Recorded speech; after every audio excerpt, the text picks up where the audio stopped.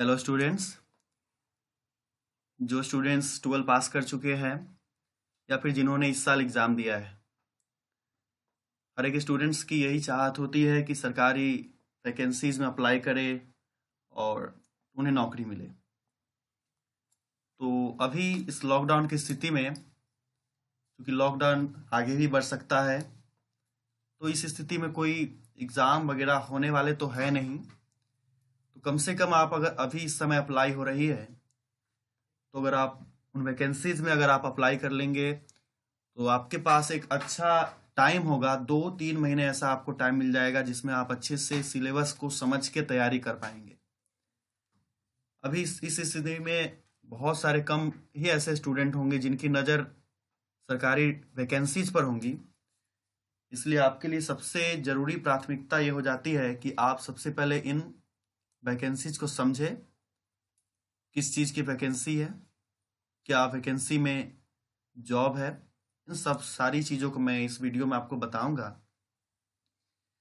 तो चलते हैं, देखते हैं किन चीज़ की वैकेंसी बताई गई है, कितने नंबर्स में वैकेंसी है और कब से कब तक अप्लाई होगा और आपके पास कितना समय होगा एग्ज़ाम के प्रिपरेशन के लिए। तो देखते हैं।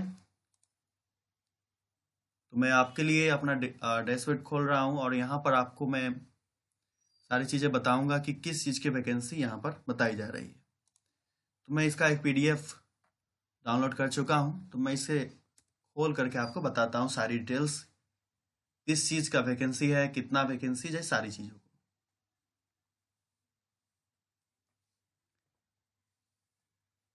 आप पूरी वीडियो को आराम से देखें, समझे, घबराए नहीं।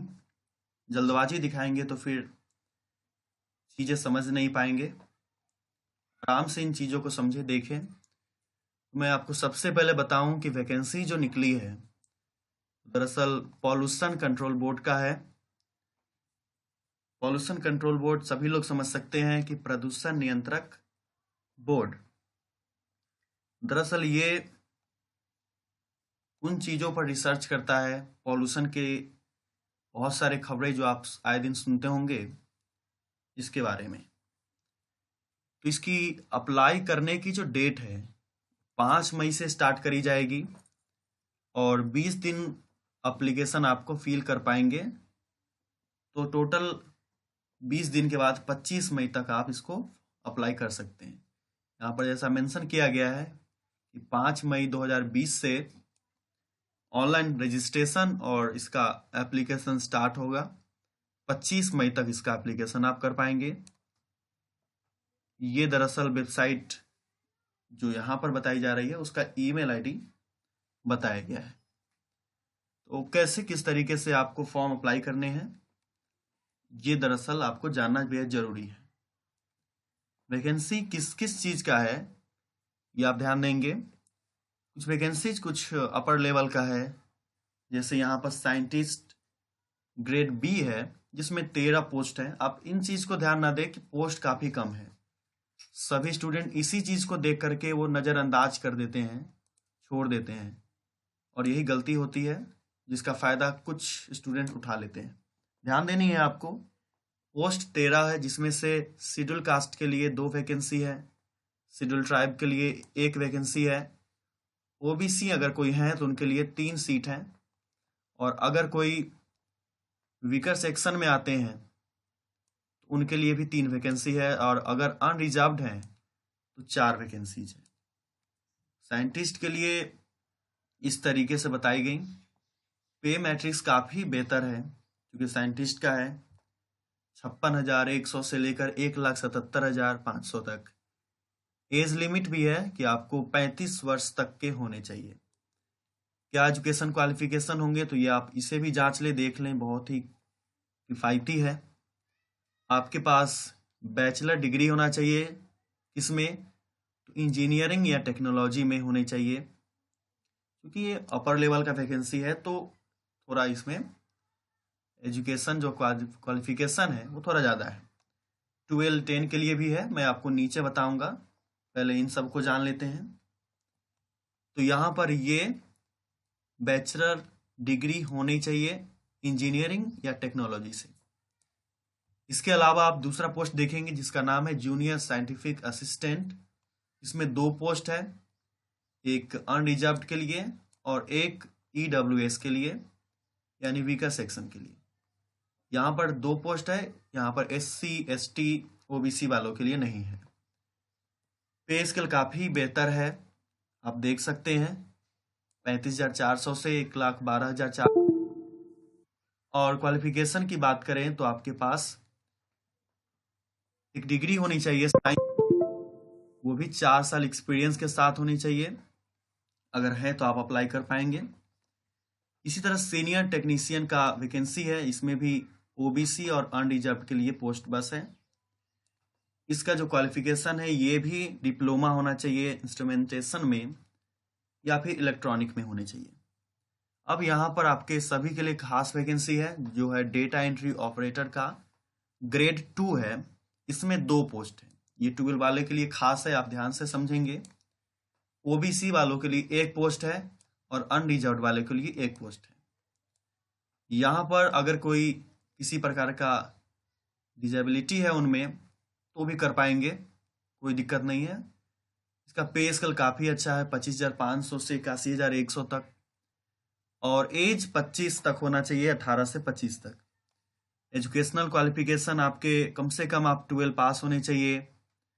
और इसके अलावा आपको अगर 12 पास है तो सिर्फ इतना ही नहीं, आपके इसके बाद स्किल टेस्ट भी होगा एग्ज़ाम क्लियर करने के बाद। आपके 8,000 की डिप्रेशन होने चाहिए प्रत्येक घंटे डेटा एंट्री ऑपरेटर के लिए। ये क्या होता है 8,000 की डिप्रेशन 1 घंटे, इसका मतलब क्या है आप कमेंट करें, मैं आपको अगली वीडियो में बता सकता हूँ। अगर आप डेटा एंट्री ऑपरेटर के लिए फॉर्म भरें और इस चीज़ को समझना चाहते हैं कि 8,000 की डिप्रेशन 1 घंटे में क्या है तो मैं बता सकता हूँ। फिलहाल आगे देखते हैं।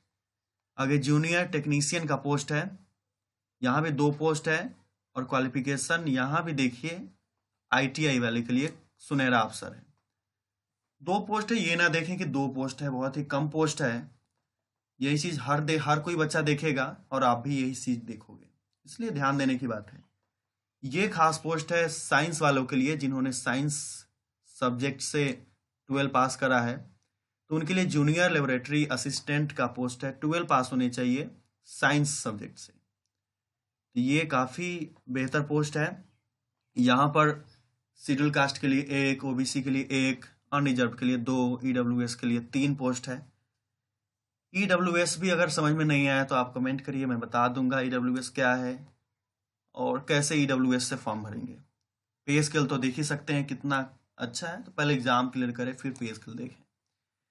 इसके अलावा लोअर डिवीजन क्लर्क यानी LDC, इसकी वैकेंसी 13 है और इसके लिए एजुकेशन क्वालिफिकेशन आपके होने चाहिए बैचलर, यानी कि आप कोई भी BA BSc कुछ भी है, बैचलर डिग्री ग्रेजुएशन होना चाहिए। टाइपिंग आपका होगा एग्जाम क्लियर करने के बाद तो 30 वर्ड पर मिनट आपके इंग्लिश में होने चाहिए।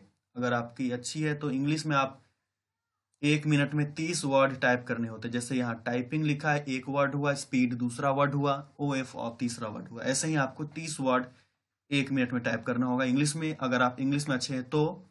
वरना हिंदी में आपको 25 वर्ड 1 मिनट में टाइप करना होगा, तो आप स्किल क्लियर कर पाएंगे।